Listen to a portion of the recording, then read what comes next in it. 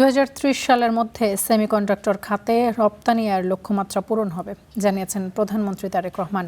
পাশাপাশি তার সরকার প্রযুক্তি এবং স্বনির্ভর দেশ করতে বদ্ধপরিকর বলেও জানিয়েছেন তিনি।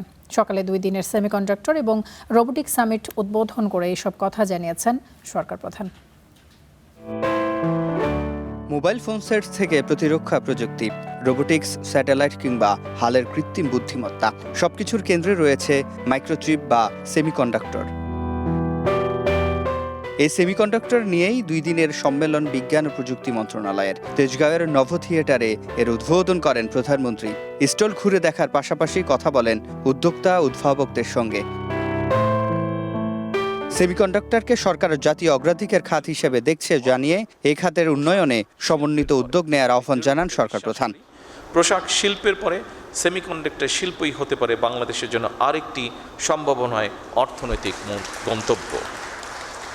এই লক্ষ্য বাস্তবায়নে আমি সংশ্লিষ্ট মন্ত্রণালয়, সরকারি সংস্থা, বিশ্ববিদ্যালয়, শিল্প খাত, প্রবাসী পেশাজীবী এবং উন্নয়ন সহযোগীদের সমন্বিতভাবে কাজ করার জন্য বিনীত আহ্বান জানাই। জানান 2030 সালের মধ্যে পূরণ হবে সেমিকন্ডাক্টর খাতের রপ্তানি আয়ের লক্ষ্যমাত্রা। একই সঙ্গে বর্তমান সরকার স্বনির্ভর, সমৃদ্ধ ও প্রযুক্তি নির্ভর দেশ করতে চায় বলে জানান তিনি। বর্তমান সরকার এমন একটা বাংলাদেশ গড়তে চায় যে বাংলাদেশটি হবে স্বনির্ভর, সমৃদ্ধ এবং প্রযুক্তি নির্ভর।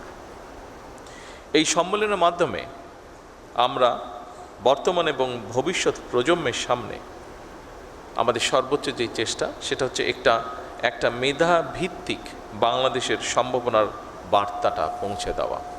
সারা বিশ্বে এই খাতের বাজার $1 ট্রিলিয়ন কাছাকাছি। খাতটির উন্নয়নে কাঁচামালের উপর থেকে সব ধরনের শুল্ক প্রত্যাহার করেছে সরকার।